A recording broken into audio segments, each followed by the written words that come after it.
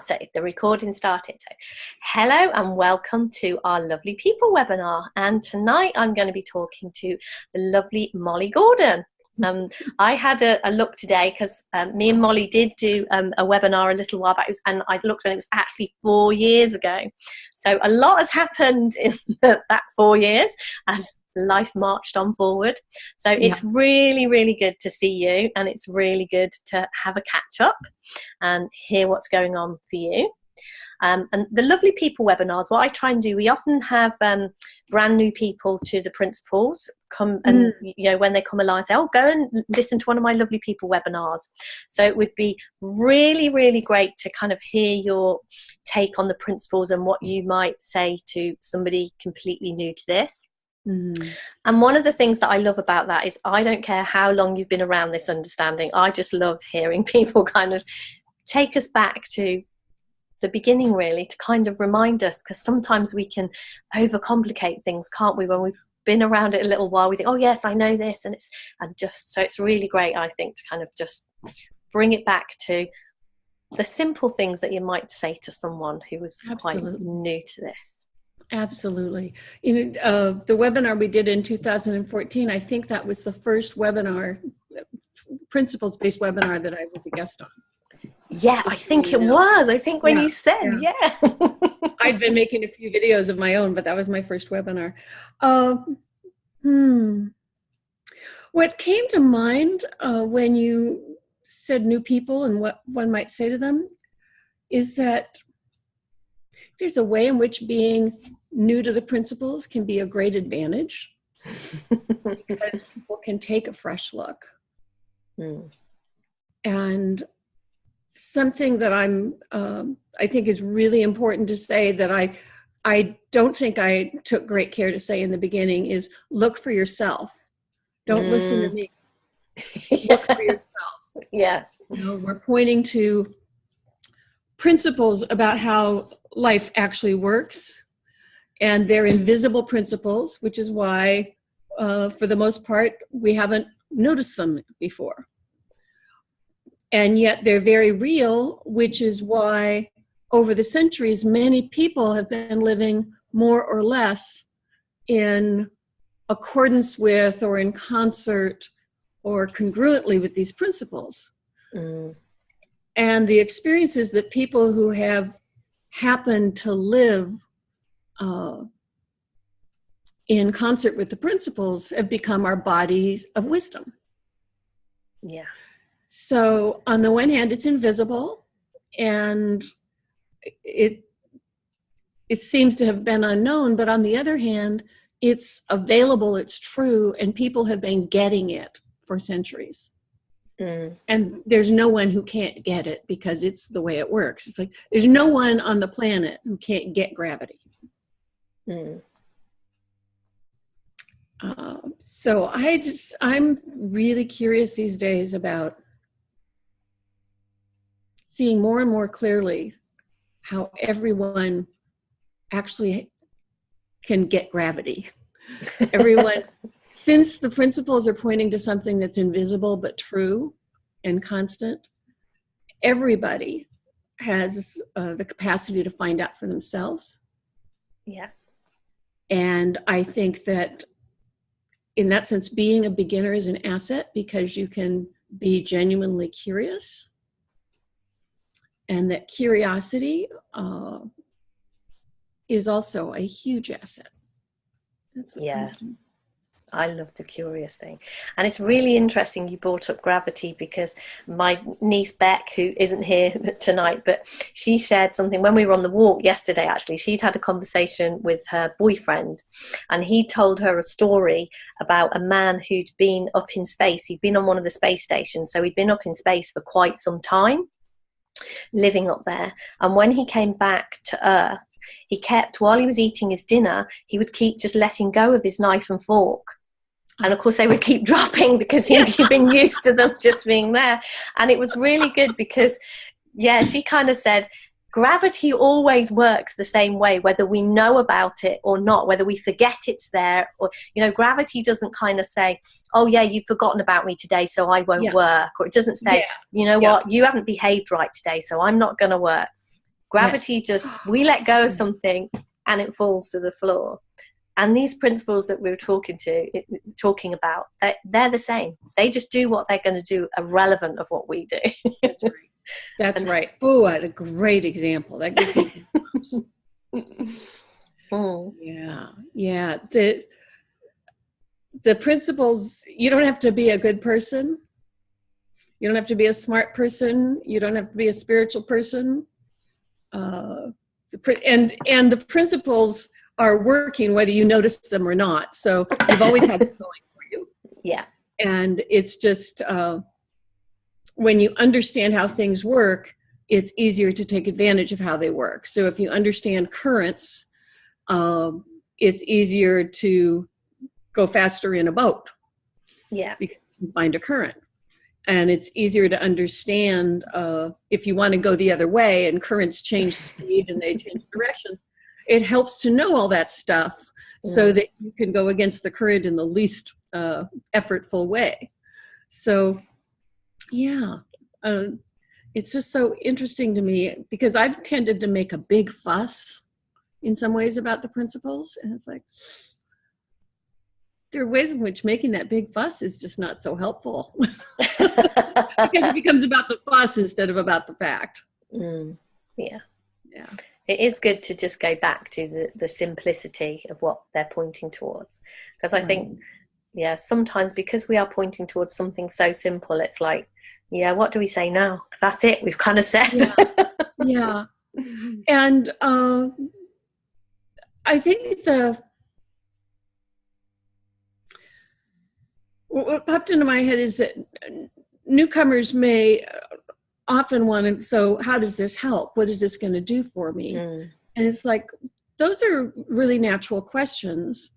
And in the past, I've been inclined to explain how it helps and what it'll do for you. And what I notice now is if you leave somebody who's new to the principles alone to wonder, how is this going to help? Where does it show up? They'll discover for themselves things. And so the other thing I would tend to say to newcomers is, just keep that question and wonder about it. Yeah. I love the curiosity and the wonder. And what was coming to my mind when you were saying that is I was thinking of one of those pictures that my children, when they were small, used to like the join the dots. It's like have these dots and then you kind of, as you get in the conversation, you join them and then you begin to see what emerges for you. Yeah. And it's like no two pictures are the same, are they quite? No two people have quite the same experience of the Exactly, principle. Which if it's always being generated by the flow of thought moment to moment is how it would be. Yeah. And it kind of tickles me that I have thought that my packaged thought from 2 weeks ago would be helpful to somebody else today. Well, it might be. Yeah, you don't know. But, it's kind of like, why not eat the fresh food? Yeah. Why not go to the garden and pick a new bunch of peas instead of using the frozen peas that you've been saving, let alone the stuff you chewed on last night. Yeah. It's good to let what comes in the moment, isn't it? It's good to. Absolutely. Yeah. The other thing that occurs to me about the principles is, and sharing them with newcomers, is that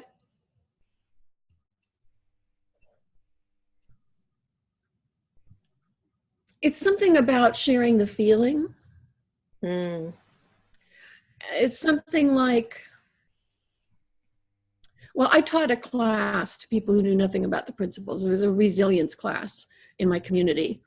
And it was pretty much a bomb. I showed up every week, realized that I'd bombed, and showed up again and bombed again. I was talking at them. I mean, this was pretty recently too. I was talking at them and I couldn't figure out how to stop. Mm. And at the last class, 2 minutes before the end of the last class, a woman looks at me and says, we wanted more of you. Every time we asked you a question, you turned it around and gave it back to us. And we wanted more of you. And I thought, God, it felt to me like I was just so full of me the whole 4 weeks that I couldn't wait to leave so I could get out of there. So I'd be out of your way, But her experience was that I hadn't really given them my experience. And so I looked at her and she said, I want to know what made this important to you. And I stopped and I got quiet and I dropped down and I looked up, and it came to me to just tell her the story of sitting in my chair when Sydney Banks finally had an impact on me. Because I looked at the principles, I listened to George Pransky a few times, I read a few things, and while it made perfect sense, I didn't have any argument with it. It all looked true. I couldn't understand what the fuss was about. So I looked at her and I told the story of what touched me and of what it was like to be touched. And then said, and that's why I'm here. And that really touched her. And I've been wondering about this ever since, about the difference between sharing an experience and letting someone see and feel how you've been touched, and sharing like the content of the insight. Does this make sense? Yeah. Because I would have sworn I'd given them everything about that experience, but somehow I hadn't given them the direct communication of how it was for me. I'm just puzzled about that. And I deliberately didn't go into the story because I didn't want to go into the regurgitation of it. But all of this has something to do with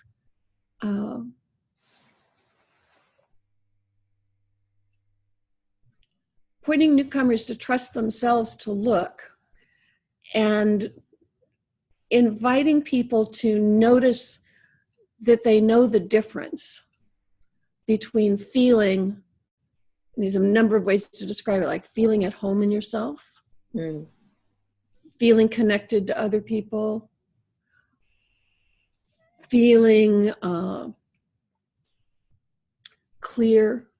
There are all these different moments in life for everyone, it seems to me, where for some strange reason in that moment, you come through for you. You're smarter than usual, or kinder than usual, or calmer than you would have expected, where in some way you behave or relate to people in an exceptional way. It's like, where did that come from? I'm not usually that patient, or I'm not usually that optimistic. And to help people notice those instances, which are for me like outbreaks of wisdom, and just point their attention at those so they can see for themselves where this actually has worked for them. Otherwise, it seems to me we send people off on a search for something. Like, I want to go get wisdom. I want to go get insight. And it's like, well, notice where you've had it. Notice that you've had it. I think that's useful and can be useful.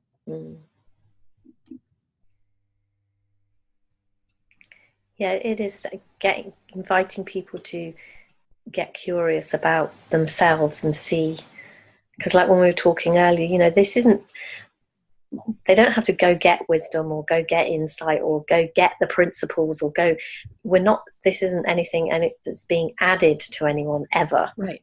It's an uncovering of something that's already there. Yeah. So it is pointing them to see what's already there and why we've missed it, why we've maybe not noticed it. Yeah. And it occurs to me that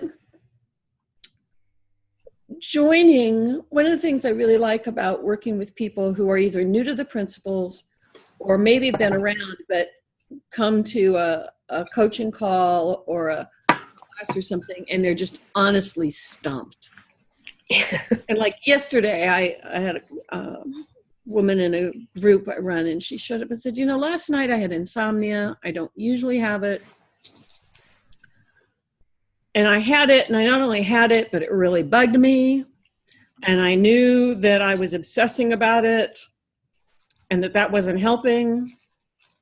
And I couldn't stop obsessing about it, and that made it worse because I was judging myself for obsessing about it. And we just took a look at that together.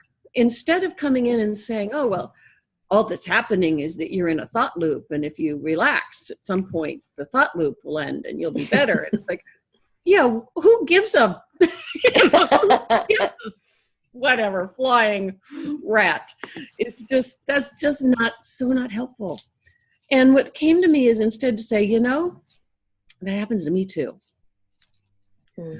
I'll paint myself into a corner with my thinking. And then I'll try to paint myself out with more thought.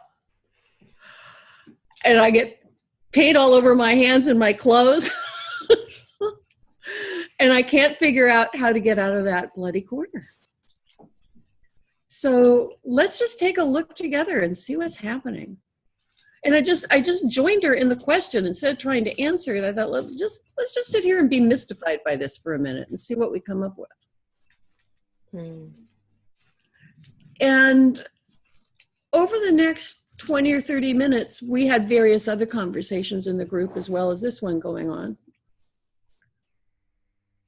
And she had a realization about, 25, 45 minutes into the call. And something dropped away for her and something got clearer for her. And so what I take from that is that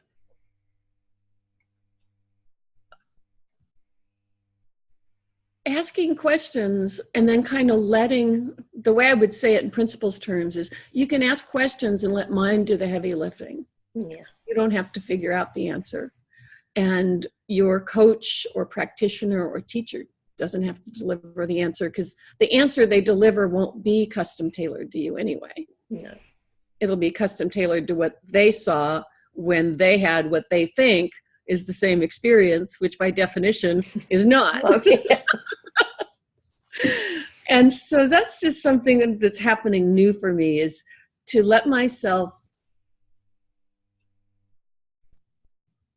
be an explorer. I felt like, okay, let's walk into those woods and let's get lost together. We do have a compass. So it's not like a purposeless, pointless, I don't know. But like, let's let ourselves be lost and let's put away the old maps that we have and let's set aside our picnic plans and let's just stand here in the woods, lost, with our compass, the compass being the principles. And let's relax and see what that compass might have to tell us. And it was a really different experience. Mm-hmm. And the way you actually use that compass, because I realize that metaphor is a little mysterious, but it's like, for me, using that compass is not trying to intellectually figure out what are mind, consciousness, and thought doing right now. It's not going to the chalkboard if we switch from principles to gravity, 3 principles to the principles of physics. If you're truly stumped by something funny that's happening with gravity, like you're on the space station and you go to put down your knife and it floats, it's like, what just happened? You don't necessarily go to the chalkboard to figure that out. You go to your experience. You wonder about gravity. And at some point, oh, that's right, I'm in weightlessness. And as soon as you really remember, that's right, I'm in weightlessness, And also remember, that's right. I wasn't born into weightlessness, so it's perfectly acceptable and natural that I would forget. Then you don't have any anxiety about your floating knife or your floating spoon. And so where my client yesterday got was something like, oh, that's right. I was thinking there was a better way to feel. She saw that was thought. She had seen that worrying about insomnia was a thought, but she hadn't really seen that thinking she shouldn't be worried was also a thought. And she discovered that for herself by just wondering about the nature of things. Does that make sense? Yeah, I love that, because I think it's very, very tempting for us to get into the hows and whys and try and get into the nuts and bolts. And I've actually got, hang on, I think this was something that, it was a quote from Sid Banks that I just read and I really liked it, so I wrote it down, and it kind of really talks to what you've just been saying. It says, once we accept the power of truth and surrender to this power, there is no longer any need to think about the hows and whys of our life. From this moment on, truth will guide and protect. From this moment, we need only walk with ease and beauty throughout our days, knowing we have found our way. And that was really coming to my mind when you were talking, because it's kind of what we tend to get stuck in is trying to work things out for ourselves all the time. Yeah. Well, and I have an opinion about what walking through my life with ease and beauty all my days looks like. And I got to tell you, it's not the way I experience it.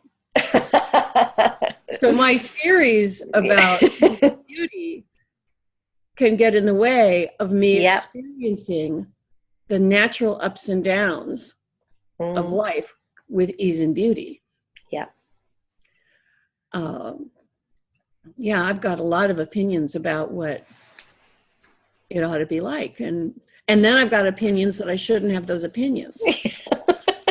We're so funny, aren't we? The way that we have our thoughts and our thoughts upon our thoughts and our thoughts about our thoughts upon our thoughts about our thoughts. Exactly. And, that it still does sometimes make me really crazy and upset with myself. And then once in a while, two things happen. One is I go, that's right. That's how it's designed. It's not actually your fault.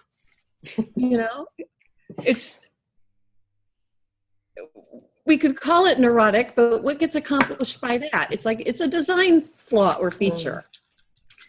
And that not feeling like that seeing that it's a design, it's part of the design. It's not a peculiar flaw of Molly Gordon's or of anybody else's. That helps me a lot, because personally, that feeling that I've got a flaw and that I'm responsible for the flaw is a very, very heavy burden. Yeah. So when that falls away, I'm still stuck with whatever the phenomenon that I thought was a flaw is. I've still got the same phenomenon. I'm still anxious or not sleeping or not productive, whatever it is that I think is a problem. But now I'm not inherently broken or flawed.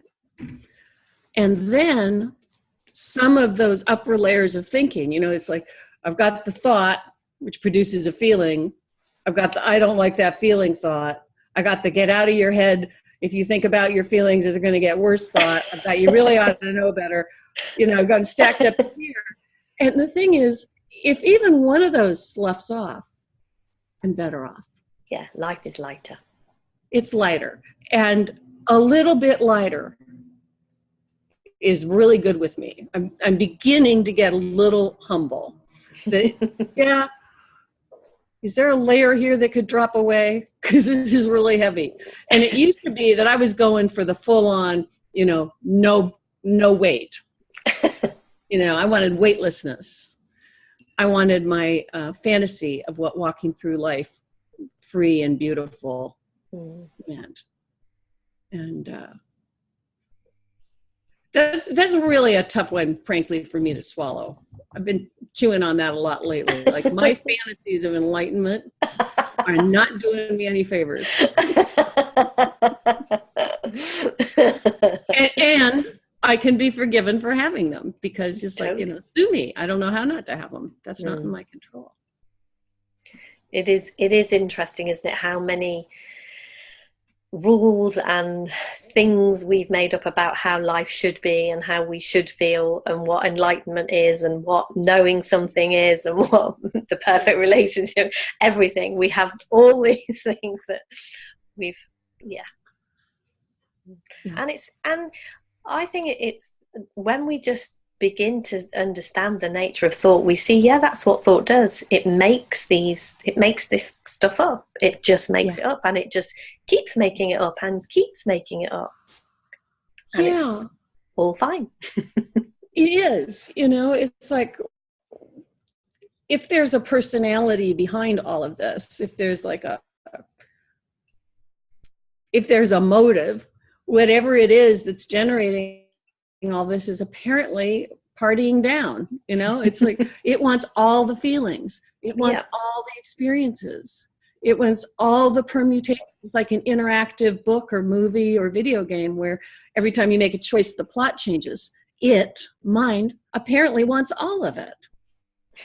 And as the local agent for one little teeny bit of that interactive thing, I think I have opinions. It doesn't matter, because mind is playing a video game and I'm just a character in that video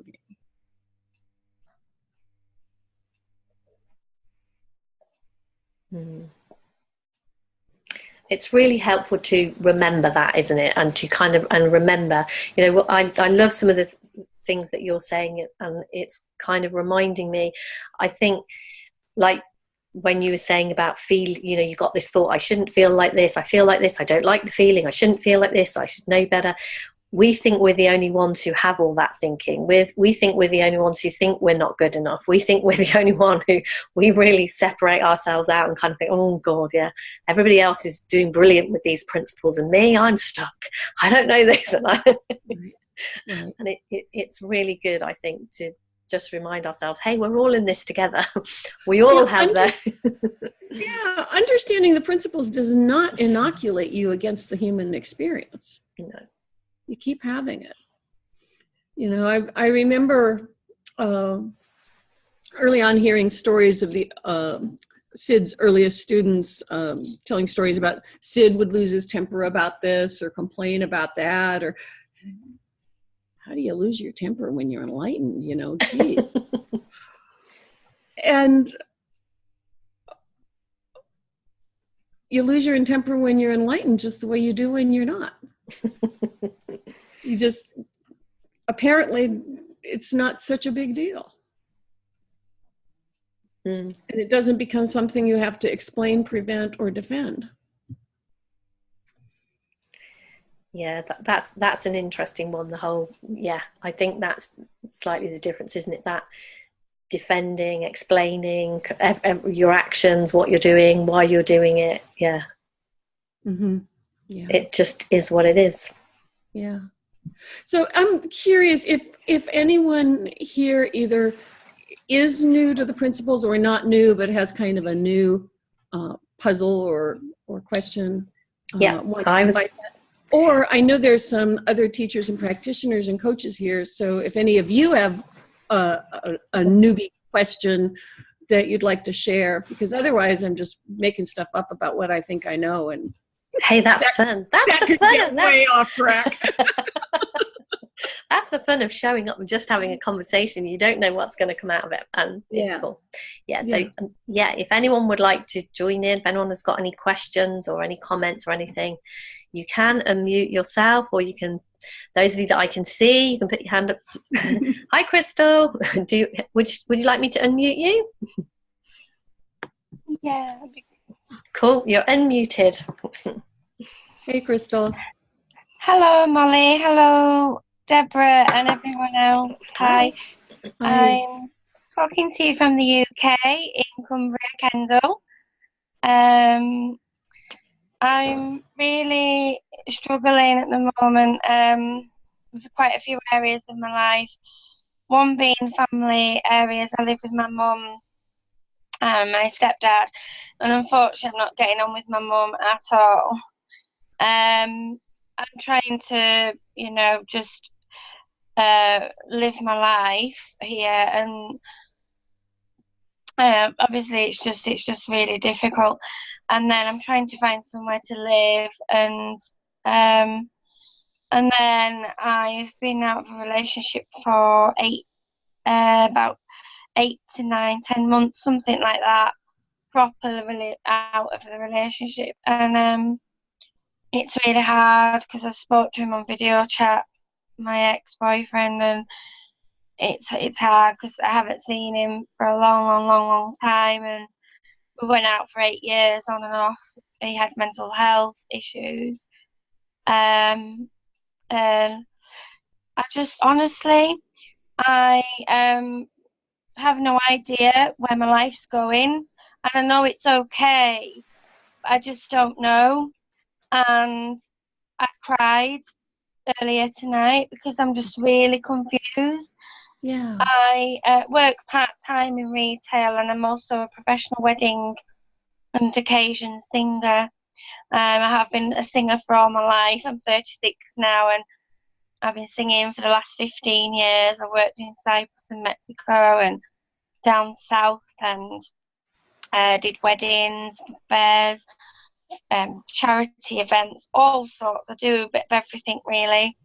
And that is my saviour, because that is how I express every feeling I've got inside of my body. That is how I express it through my singing. And very sensitive kind of person, Molly, Deborah, and I'm really struggling. Yeah. And is there anything you can help me with, like just bringing me back down? I know the principles, I know how they are and what they are. Yeah. I've been around it for years. I know you can never stop learning about it. But my mind just seems to be very cloudy, is the word. My feelings seem clouded over. Yeah, wisdom's showing up as pain at the moment. I don't know why. Wisdom is showing Wisdom up. is showing up as pain. Yeah. Can you say a little more about that? I'm not sure I understand what you mean. I think the truth is coming to me, but not what I want to see and what I want to hear, but quite painful. It's touching my heart, and it's making me sad. It sounds like you're seeing something that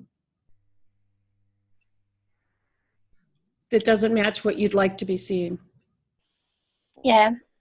And I was told by my ex-boyfriend that he loves me as a friend and as a person. I've known him 20 years, but he's not in love with me anymore. Yeah. And that's hard to hear that. Yeah. But it's true. I hate that. Yeah. It's rough and tough. Crystal, if I'm hearing you right, there are times when you actually start getting an insight, and please stop me or correct me if I have any of this that's not right. Okay. But there are times when you're really troubled and cloudy, like you say, you're cloudy feeling, cloudy thinking, and you're longing to see something clearly, and then something pings in very clearly. But it's something that... It's a feeling state. It's not a thought, it's a feeling state. I get a feeling. Yeah. It's like got the feeling of truth about it. Is that accurate, or? Yes. Yeah. But what you see in that state is not what you were hoping you'd see. That's right. Yeah. Yeah.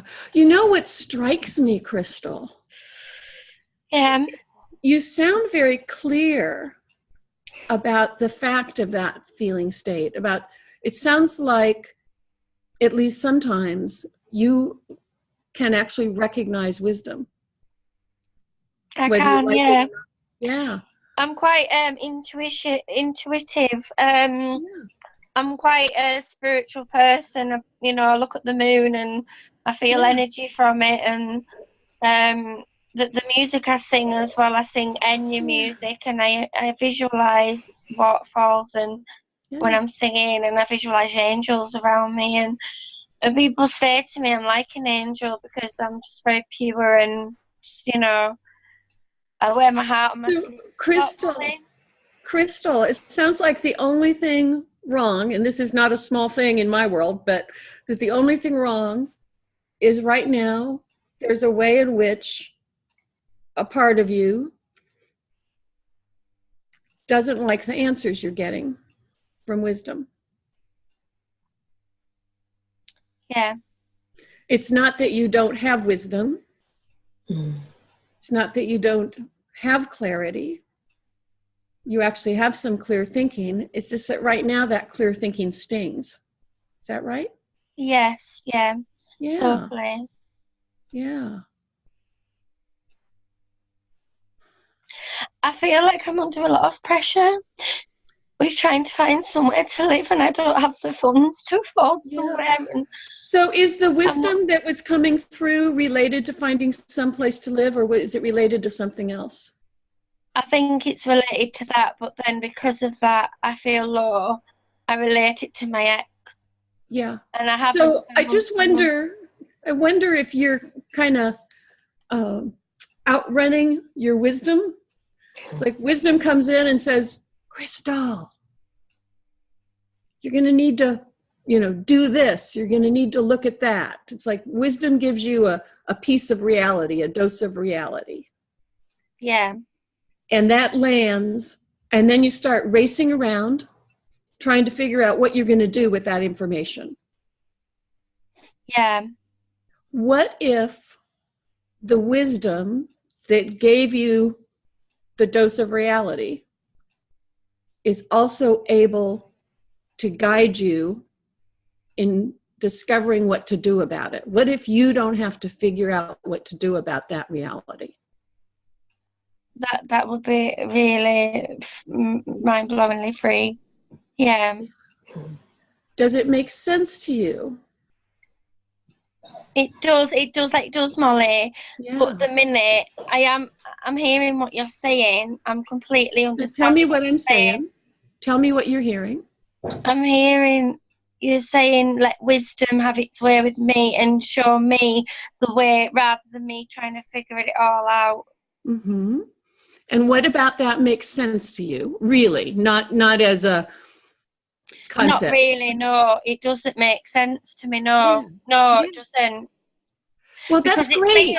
It feels proper strange. Yeah. It feels weird because the feeling's very weird for me to adjust to. I've always kind of had other people to make my decisions for me and life decisions. But I do know that I need to let it just be, because even though I'm cloudy and I'm upset, I'm still okay. Absolutely. I know that.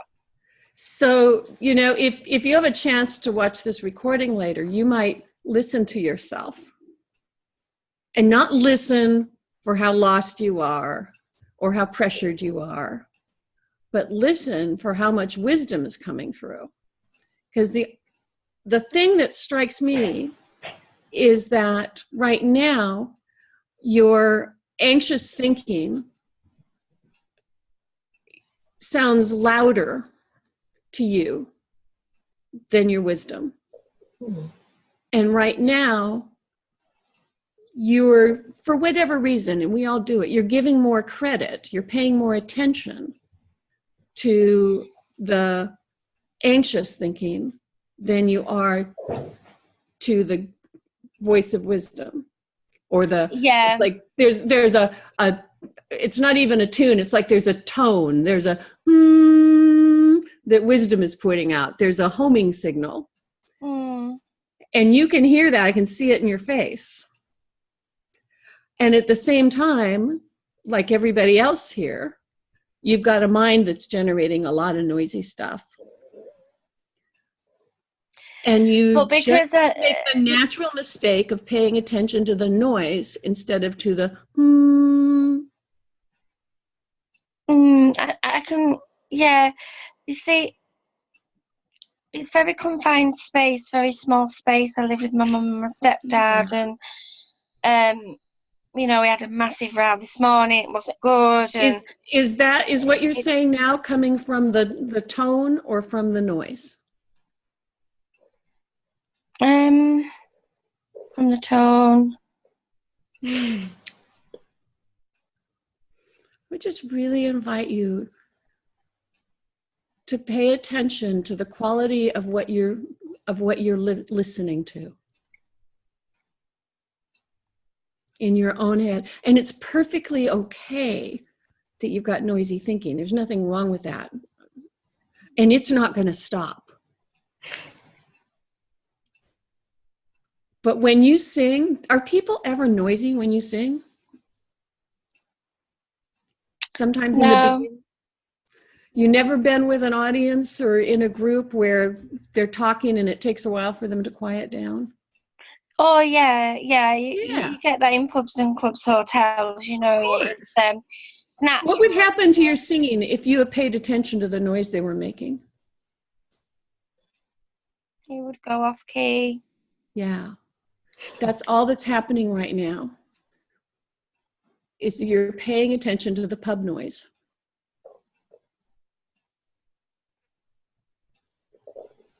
And it can happen.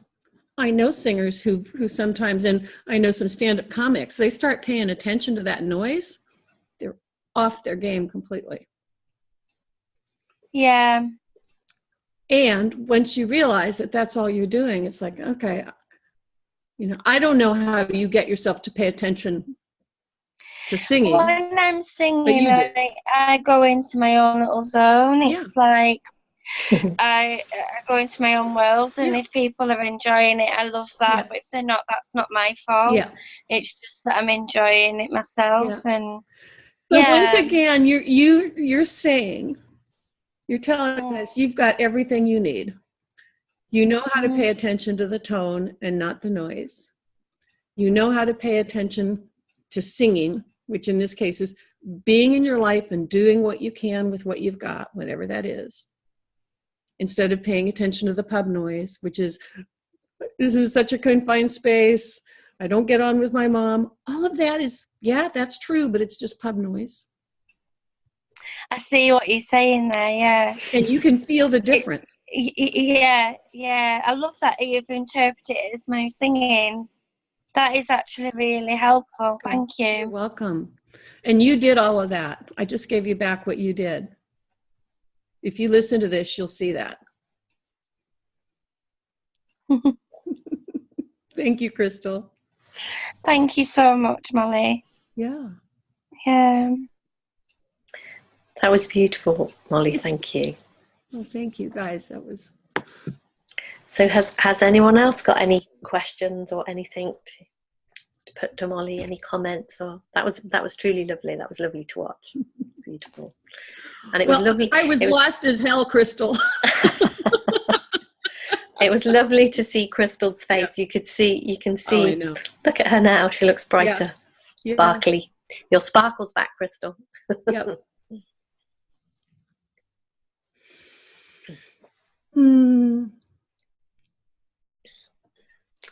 So has anyone else got anything that they would like to share or ask Molly about, or while she's here? Come on, look at her. Amazing wisdom.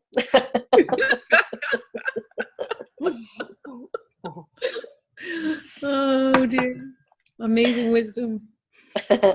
Here's Erica. Oh, Erica. Erica, go for it. I will unmute. You're unmuted, Erica. Oh, always scared of my voice. Hello, everybody. Hi, Erica. Hey. Sorry I joined late. I feel like I'm always returning to the same, I don't know if it's question or observation, because when I say I'm relatively new to the principles, it's always an ongoing learning thing, but I came to it last year. And I suppose there are, what I find is, apart from all the noisy thinking, is extremely hard to remove or not remove. I'm not sure how to put it in its place.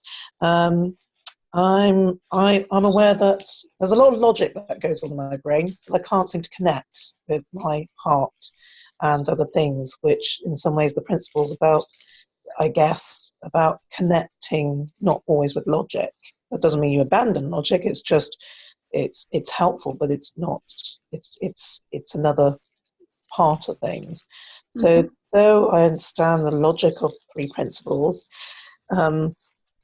I realised, I think when I was talking last week to somebody, I realised I have a sense of unworthiness or undeservingness to invite such things into my life, because I've been sort of, I use the word hurt, that's not the right word probably. I come from a Catholic background, and when certain elements of spirituality or things were talked about, it was kind of manipulated, and I'm still carrying a lot of those difficult things. Yep, I'm a cradle Catholic. Hey. and I'm 64, so I mean, I came up in the church during the years when we were learning that babies had stains on their souls. So I get you. Yeah. So, and I'm carrying also many decades worth of anger, which has probably contributed to ill health and mental health. Sure.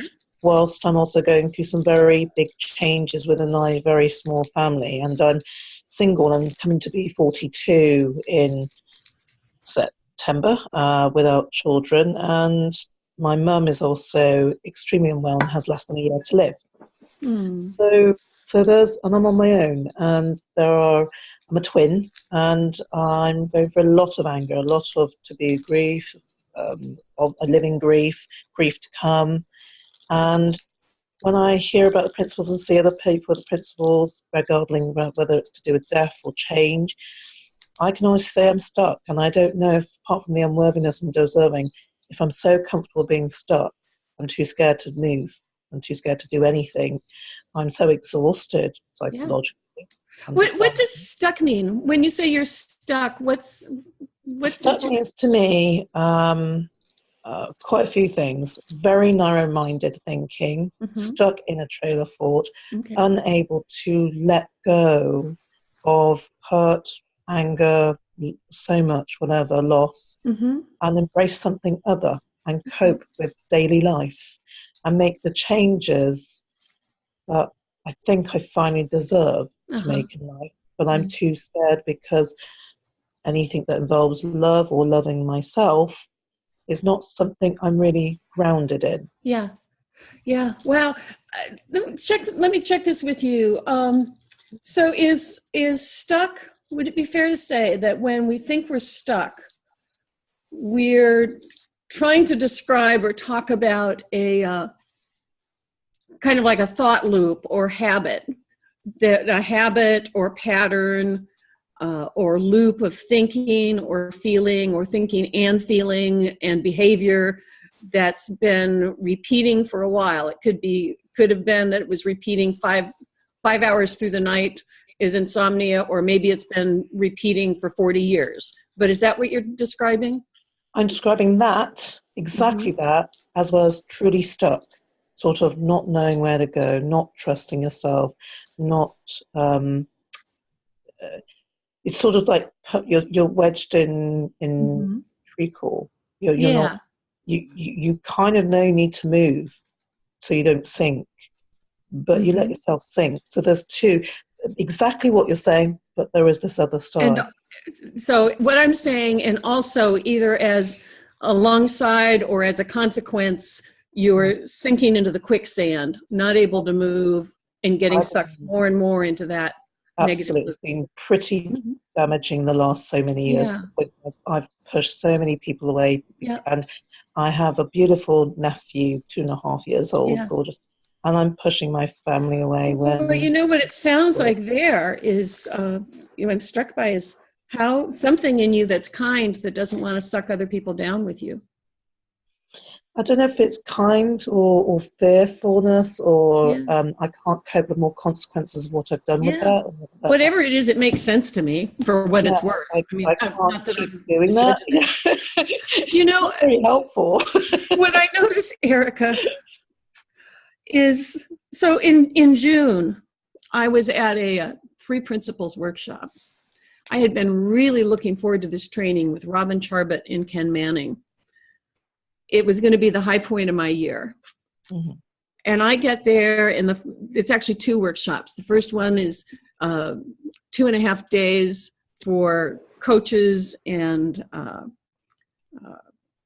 teachers, interested people who want to learn about the principles. It's kind of a basic introduction. I'm thinking I'm sure I'll see something because there's always something new to see, but I kind of think I've got it going on. So I'm not expecting a lot from that. Followed by 3.5 days workshop for the professionals. And I'm expecting to see a lot there. And if you can't already hear that I went into this rather full of myself, I did. I get there, and within 24 hours, I am so stuck in shame, embarrassment. I felt like I'd never had a valid 3 principles insight in my life. I felt like the most retarded student in the room. I was ashamed at how caught up I was in my thinking. I was ashamed to be outed as such a thought addict.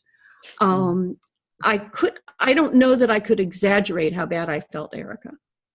And I felt that way all 3 days of the introductory workshop, all through the day off in between, and for 3 of the 3.5 days of the professional workshop.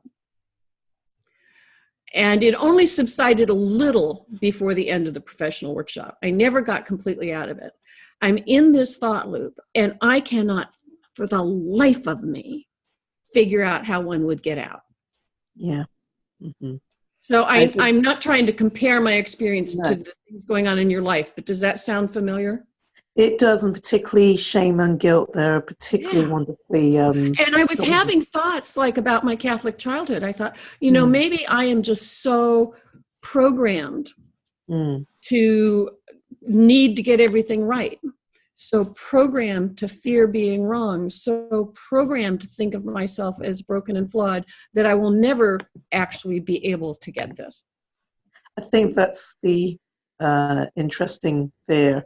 I'm also going for a benefits review as well, which puts financial issues, but it's sure. Throw money in there, that just turns up the temperature. Exactly. It doesn't actually change anything, but it sure turns up the heat. It's beyond that at the moment, is bring up everything. And the process of what you have to describe is not a very positive one, what happens to your body. No, of course not. But that sounds familiar, right? That it's a story or a thought or a feeling or all of them that persists. I know where it stems from childhood and partly programming. Well, see, Erica, here's the thing. We can know where the programming came from. Doesn't help. No, it doesn't, does it? And we can know where the content. We came by those thoughts honestly. And we came by the programming that turned this thinking and feeling into a habit, honestly. We didn't try to do that. It was innocent, and it happened. But the thing that both you and I are failing to take into account innocently when we're diagnosing ourselves as stuck is that we think that the identity that's stuck is capable of getting unstuck. Got to get my head wrapped around that one. Can you say that again? Back in Boston in June, I was thinking that the identity of Molly, who was stuck in that painful shame, guilt, embarrassment, negative thinking, had to find a way to get unstuck, and I could not figure out how to do that. I think I relate when you repeat that the second time. Mm-hmm. That's part and of it. And then one morning in the shower, Erica, I realized that the personality that was having the problems I was having mm-hmm. was not capable. I mean, absolutely was incapable of resolving them. I think that's what's dawning on me, is that there's a lot of things that aren't fixable or resolvable. That's how they are and going to be. Especially from within the system. Yeah. And the person who is convinced that she's broken cannot have an unbroken thought. Well, I think through the principle, the good thing is I have realized I'm not necessarily broken, but that's a logical thought. Something deeper is not connecting. So, and that's what it is that you, in some instances, you've realized. Mm. But in the instance that Molly and Erica are stuck, what we're realizing, what we are making real, is that we're stuck. Alongside with the unhelpfulness, apart from guilt and shame. Yeah. It doesn't matter, what's in the soup. No, it's the unworthy and deserving. I think it was like a bit of a weird bombshell for me, realizing going, oh, it's because I don't feel true. But the thing is, Erica, it's not because of what's in the soup. Mm. It's just because it is what it is. When you or I or anyone else are having those thoughts and feelings, they are definitive. Yes. They define the edges of our reality. Yeah, really unhelpful. I know, it just sucks. I'm so sorry. I know this is not good news. But the good news, I don't know why this helped me, but when I saw that I, as the personality thinking and feeling all these things, was incapable of having the insight that would get me unstuck, somehow I quit trying. And that got me unstuck. But I couldn't quit trying by trying to quit trying, because as long as I was believing what I was believing, that would have been insane. So yes, you are stuck, and you're going to stay stuck until you come unstuck. All I know for sure is that you will come unstuck. Gosh, I hope so, because I keep coming back and asking the same question, and it's. Well, you absolutely will.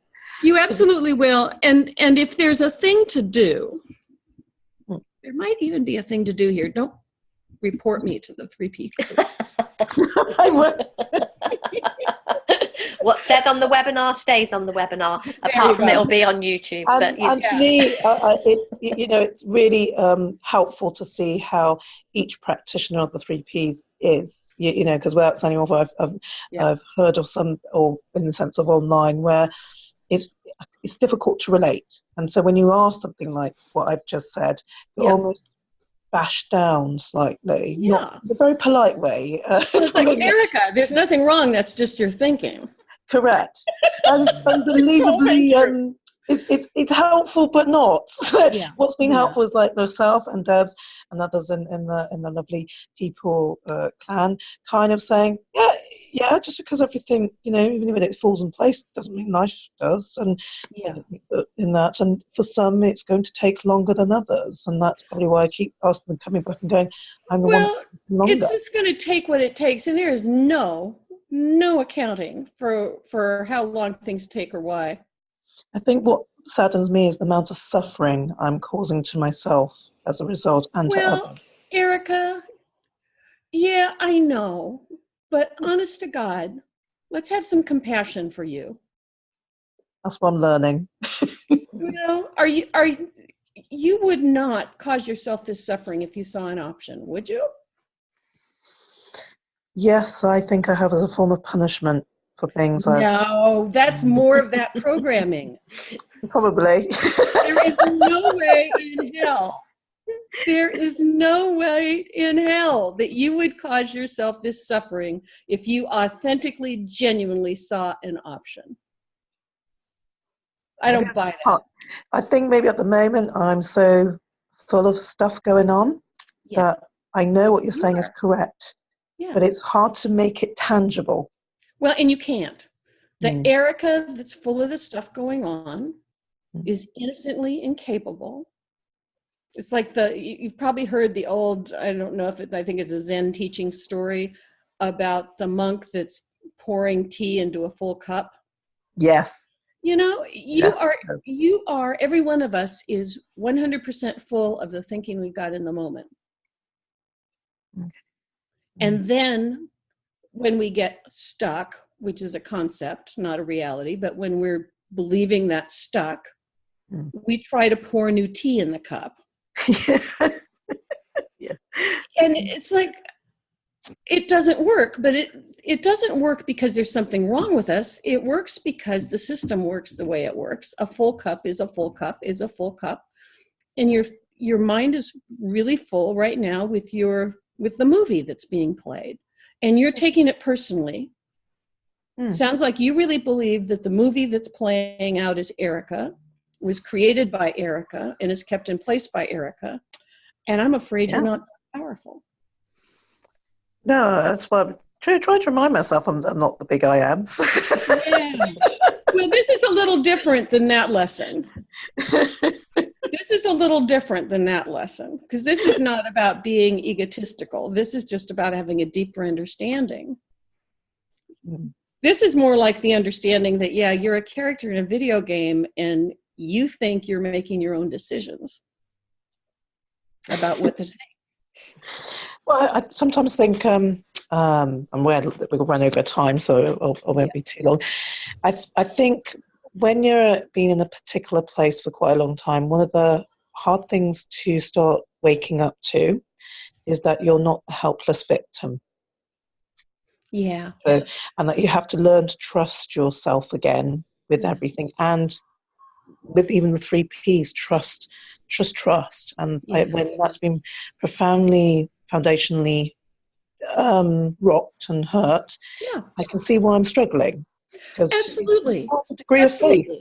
We can see why, why you're struggling. What the possibility is that you don't have to get over what you've been through in order to see something new. Oh, that's good to hear. That makes a change. I don't mean that in a patronizing way. I really do. No, I hear that something landed in that. Yeah. So take that and let that affect you. Okay. Yeah. Thank you both. You're welcome. Thank you, Erica. It's always lovely to have you with us and here. And, it's fine to come. I came back with the same question a million times when I'm sure Molly will say this, we keep repeating. It's easy to do that. I'm the one that 5 weeks ago was completely stuck. So, yeah. That's what's reassuring. You're not sort of going, oh gosh, she's always this, it's always that. That's reassuring, because otherwise I wouldn't keep coming back, I guess. So, and that's thank you, ladies. Yeah. And I should have checked in on how much time we have. Sorry, Deborah. No, it's fine. It's good. If you're all right with this. No, that's been absolutely, it's been beautiful. And Erica, I would invite you to listen back to this as well, because I think there'll be some really useful things for you to hear again and listen again. Listen for your wisdom and listen where you're listening in the same way. I mean, it was just lovely. It's been a pleasure to listen to you, Molly. It's been really lovely. Some great stuff there. You, Erica, have got everything within you as well to, be free. And I think the first thing is just learning to listen to my own voice. I've never had the courage to do that yet. Well, do that. Somebody had the courage to even look at the principles. So yeah, it's a start. No, thank you, Erica. No, it's been lovely. It's been a great webinar. It's been lovely, lovely, lovely to catch up with you, Molly. And thank you everyone else who is here. Molly, if people want to know more about you or get in contact with you, how can they do that? I'm on Facebook as Molly Gordon, or I think my Facebook profile is actually tagged Molly Agnes. That's my confirmation name, Erica.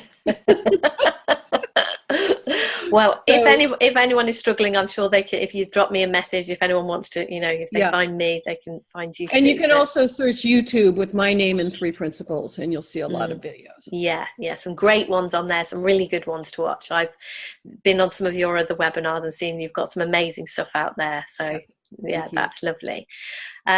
I cannot remember. I haven't got Lucy and Becky here with me tonight, and I cannot remember. Oh, yes, I can. It's Elaine Hilildes that's coming on next week as my lovely person. Yes, just came to me. So there you go. Got quiet, let my wisdom come through. Yeah, the lovely Elaine is going to be joining me next week for a conversation. So if anyone is around and would like to join in for that, it would be really, really, really good to see you. And thank you, everyone, for being here tonight. And a massive thank you to you, Molly. It's been really great to catch up. So thank you, everybody, and good night. And hopefully see everyone again soon. Bye, Take care. Bye. Bye. Bye.